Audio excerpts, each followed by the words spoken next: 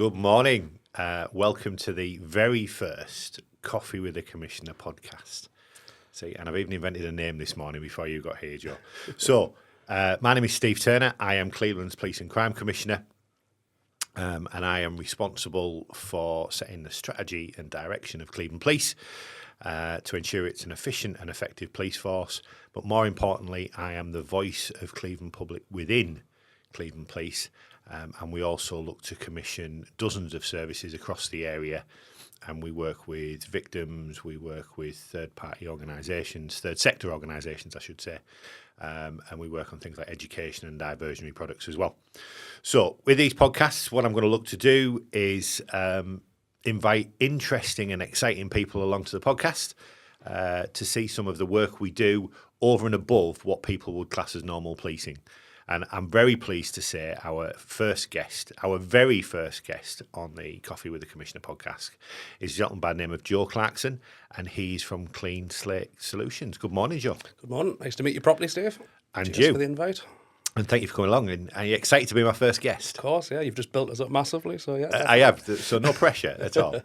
Felt. Before we touch on Clean Slate, Joe, tell us a little bit about yourself. Are you a local lad? So I'm actually from Newcastle, so northeast, let's say. But all my work is down in Teesside and North Yorkshire. So yeah, it's I think we'll come on to it more why it's ideal for my life. But yeah, it's a good fit for me, definitely. And what about your background then? School, college, university? Yeah, so I would say mad, loved me football, sport, obsessed completely as a kid. That was much higher up the priority than school. I'm assuming you're a Mags fan. Assuming correctly. Red and white. Sunderland fan for the sins, let's say. But yeah, school was good. I was average, probably should have done better, but I think that was just the inner bloke and sport obsessed, and things just took over a little bit, and yeah, just school did well though. Yeah, got a job early on, worked in finance, accountancy. Yeah, so that was the start of things, let's say. All right. So before we get onto that, do you want to tell us a little bit about what Clean Slate Solutions is and what they do? Yeah, so we're a charitable organisation. We started in 2019. We work with people with a past conviction, with the idea being to get them back into employment, helps our local society, reduces reoffending rates, and we just believe there's a lot of people out there seeking that all-important second chance. If we don't provide them a second chance, then what is the other option? So yeah, we're very lucky. We're not stat-driven. We are person-centred completely. Bespoke journeys for each individual. Once they get to me, which is the final stage of the clean slate journey, their only barrier to employment should be a past conviction. And how did Clean Slate come about then? Who founded it? How has it been going? Gentleman, a friend called Richard Bryce, who's from this area. He was unfortunately in prison himself back in 2017, 2018. And ultimately just seen some potential. I think he's quite honest in the fact that once he had this idea in prison, seeing some capable men in there, and thought he would start this organisation, and worst case scenario should also have, if it doesn't come to plan, he's found himself a job. That was his backup plan. But ultimately we're still here in 2023, and it's going from strength to strength. So yeah, and I've met Richard. He's quite open about his background. Yeah. In fact, funny story, the very first time I met Richard, I was actually out shopping with my wife and mother-in-law at the time up at Dalton Park. Collared you. And I got this tap on the shoulder. It's like, excuse me, can I talk to you? Like, oh, right, okay. I'd only been elected about 6 weeks, something like that. And it was really strange. I hadn't got used to the people coming up to me in the street at that point. And he just gave me his card and said, I'd love to chat, I'd love to work with you, and explain what he did. And it was completely new to me. So just some random stranger in the middle of a shopping centre on the outskirts of Durham, and just approached me and gave me his card and said, we need to chat. So yeah, he's not backward in coming forward, Richard, no, so I can understand. Definitely not. So that was back in 2018, 2019, you said that? Yeah, 2019 is when the charity started on its own legs. And when did you join? Start of 21, so 2 years nearly to the day, to be honest. Yeah. And what's your role within the organisation? So not a man for titles, but I think it's head of employer engagement. So That's a pretty impressive title for a man that's not proud of titles. It was given to us, let's say.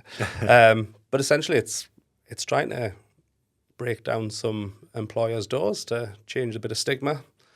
Go on to tell my story, other people's stories, and just to try and get once people are ticking, yes, I have a conviction, they are going into the no pile without being considered for what skills they have in relation to what job they're applying for. I just want them to be if they can oversee the crime, and we're very transparent. Everybody goes to an interview that we work with the employer known. Yeah. Everything about the past, warts and all checked, verified with, prisons, probation service. So they're not set up to an interview to have that awkward conversation. And it's hard for the employer as well. It's not a nice conversation. No one enjoys it. I don't think anyone enjoys an interview.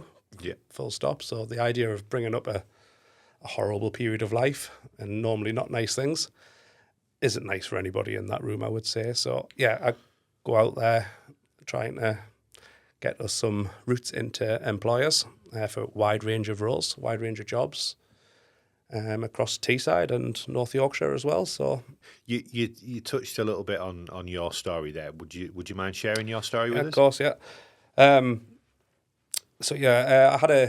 I've always struggled with gambling as a problem, addiction problem. I'm not sure the correct terminology, let's say, but it beat me, let's say.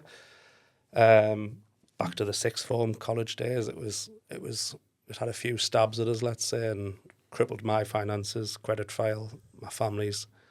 When I left sixth form, I got a job, an apprentice, started off at the bottom as admin, worked my way up to financial controller, had a good work ethic, believe I was very good at my job. However, I had payday loan companies. I was up to my eyes in debt, let's say, owed some interesting people some big sums of money. And ultimately, I was in charge of the finance of a very small family-run company. People that I still love to the day. Father-like figures, best friend, and I was in charge of paying out. So, I was, instead of paying suppliers, I was paying myself. Started off postage stamps. That was the first thing I stole and sold on. So very bottom scale, and in the end, the figures ramped up to astronomical figure, which was, I didn't realise myself. A few times I had stopped and drew the line and was like, this can't go on anymore. How much is it? How can I get it back into the company without outing myself? And just had to stop counting sometimes, and just the denial was just very big, very strong. So correctly, ended up in prison. Best thing that happened to us.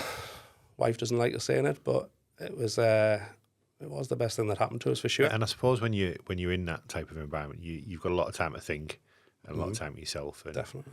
What was there? I mean, you obviously regret what you did. There's no getting away from that. And I'm a big believer in the fact that sometimes good people make bad decisions.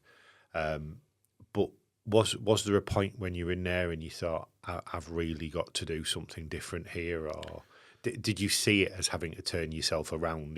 You talked about gambling addiction and what you'd done with your family and things like that. So was there a particular point, or did that just evolve through the whole process? Yeah, I think the period leading up, there's obviously a lot of that self-reflection time and realising you're not just dragging yourself through it. You can get your head around that you deserve the punishment, but it's everybody else. I was very lucky, all my family supported us. So yeah, there's that. I'd kind of got my head around it a little bit, like that something needs to change, but also it's just words at that point, Steve. It's actions that speak, and actions I've still got to be doing today to prove that, and that's forever for sure. In terms of in prison, there's nothing like it until you get there for sure.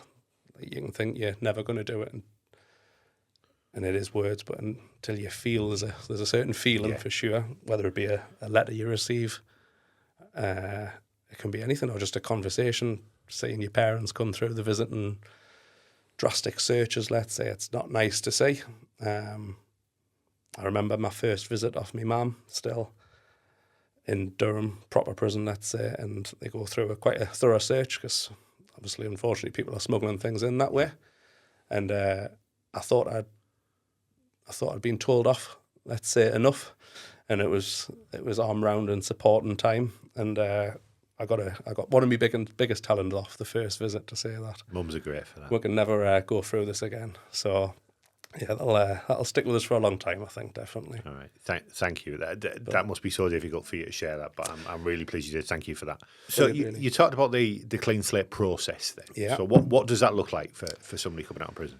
Yeah, so we call it referrals. So they can come from different charitable organisations, probation service, mental health services, a wide range of different people. We also can essentially be our own referral process in the prison. Briefly touched upon it before. We now work in the prison as a bit of a support. So the process is, obviously, once referral comes in, we have a form to make sure they hit our criteria, which is an attitude to want to work. We're not here to try and, we haven't got time to try and, look at like 5th, 6th generation unemployed. It's very hard. Yeah. And we are a small team still. They've got to be suitably housed, so not living in a chaotic hostel. We understand, unfortunately, that's part of the process, but we need them in the house, I think, to give them the best chance of sustaining their job. They need to be clean from drugs, completely clean, part of a recovery journey of some kind, and obviously there's different kinds of journeys, but they've got to have that will and be clean. Yeah. I think that's it, and a will to work, that's the biggest one. Okay. And is there anybody you won't work with? I mean, obviously attitude plays is a key part, because I know I read about, I was on LinkedIn the other week and I was reading about a gentleman that he'd actually spent the best part of 20 years in jail, so his crime was pretty serious, and he'd come out and was working in a similar type of organisation where he was looking to help other people. But he was what you would class as a career-hardened criminal, and he still managed to turn his life around, and he's doing a great job of it. So is there anybody you don't work with, or are you pretty open depending on people's attitude? Yeah, so obviously they've got to tick that criteria. After that, it's the only crime we don't get involved with, and a lot of it's to do with, we're not here to provide false hope for people. So if someone wants to be an astronaut and they haven't got any, then it doesn't. We are very honest with people. Say, look, this isn't lining up. But what about this career path? So we don't deal with anyone with a past sexual offence, whether that be women, children, or anything. Terrorism and arsonists. That's our general criteria, and that's in line with. There's a question in every time I meet an employer: is there any crimes you wouldn't consider? Because where, if an employer if we are lucky enough to work with a big employer and they don't want, let's say it's a warehouse and they don't want anyone with a theft, it makes sense. There's a lot of common sense in these things as well. And you've got to put yourself to the other side of the table and go, would you take that risk as well? And most of the time we agree with employers as well. If it's unrealistic, we will try and fight it as well. But most of the time it's very common sense, to be honest. Here in the North East, we've had a real track record of success with, like you said, with Timpson's, with Greggs, two big North East companies that are trailblazing in this type of world, aren't there? And I was chatting to somebody the other day that's been doing some work with Mr. Timpson, and they're looking to encourage more employers to come forward. So, and they do a massive amount of work guiding other employers through it as well. And I think that's where he's going, and Greggs is the same. And these are the types of organisations where people can not just get jobs, but they can build careers for themselves as well, can't they? Yeah, definitely. I think once they know about the past and they've taken you on, it's the same as any job. It soon gets forgotten about. If you're putting in the work, the world's your oyster completely. It's like leaving school again. That's what I compare it to. It's like your first job. You've got to prove yourself again. Prove yourself. You've got no track record at all. I must admit, the work you do, I think, is invaluable. Yeah. Because from a policing perspective, I know the size of the prize. If we cut reoffending, we massively reduce crime. And some of Creedon's worst crimes are committed by people who have committed much smaller crimes along the way. So stopping people, getting them out of that cycle is crucial. In some respects, it's as important as the policing work we do on the streets on a day-to-day basis. So the work you guys do is absolutely invaluable. So, and like I said, we're here on my first podcast, so I don't know if you're pitching to 10 people or 10,000 people. So if you had a message for people and organisations out there, and what would it be? What would you need? What would you like to see more of? I think just to reiterate, there is a stigma out there with people with a conviction. I can say it because I used to hold it. I used to hire people. I had this stigma. It would have taken a lot for me. So I appreciate and understand the other side of the desk 100%. So I'm here to break that down. I want to talk to people about it, whether they come into the prison, meet the men, meet me, meet Richard, meet the team, get along on a candidate's journey, just meet someone and hear the story of why it happened, and just to try to see the human, why it happened. There's normally a reason. There's normally a circumstance where you can see how it happened. And I think also just what's the other option? Yeah. If nobody gives them a second chance, then what do we do? And it is that stigma. It's there are too many judgmental people that are willing to stick the boot in because somebody's made a mistake in their life. Conversely, there are a lot of great people out there who want to give people that opportunity and recognise that people learn from mistakes. We all grew up learning from our mistakes. Children learn from mistakes more than anybody else. You only touch a sharp object once as a child to realise that you don't go near it again if you don't want to get hurt. So from that, I think it's great. And there's no organisation you wouldn't really work with. There's big, we always, small. Anybody. We always go for a tour. I like to be able to explain the job properly. Yeah. So I've been to some very interesting places, let's say. The stigma is with employers as well. We've talked about it briefly before. People don't like to always put their name to it. Yeah. We were a little bit nervous maybe a year ago, and used to just say, that's fine, we'll totally respect your wishes. And of course we do. But we're now challenging a little bit to say, why? Yeah. You were helping your local area society it's a great so thing. much. I think for employers, it's a big deal. Yeah. I think for them to be able to have this message, this shows some corporate responsibility, certainly for the bigger firms that we have here in Teesside. I think it's an excellent message. Yeah. So if there is a company out there listening to this who wants to get involved, how do they get in touch with you? Yes, our website, cleanslatesolutions.org.uk. I'm always harping on LinkedIn as well, trying to tell my story, tell the charity story, and tell the next man and woman story, just to try and, if I gain one opportunity every day, brilliant. But yeah, just reach out, to have a chat. There's nothing to lose by it at all. Great. Change your life. That's fantastic, Joe. Thank you very much for being my first guest. Thank you very much. You were far less nervous than I was, I'm sure. That's it. That's the end of the first Coffee with a Commissioner podcast. I've had a fantastic time. Learned so much more about Clean Slate Solutions, who I know is a brilliant organisation and does great work across the whole of Teesside. And I just want to reiterate Joe's message. If you are a business out there, if you are a business owner or you work in a company and you think you can help and you can do some good in our communities and help these men and women get back on track after the mistakes they've made and that they want to turn their lives around, then get in touch with Joe and contact Clean Slate Solutions or contact my office if you think there's another avenue you want to explore. We'll always be there. We'll always put you in touch with the right people. Hopefully you've enjoyed today. Really have, No, thank you for your time. Yeah, I've enjoyed doing it. I'll be back again next month with another guest. So thank you very much for your time and we'll see you again soon. Thank you very much. Cheers, Matt. Cheers.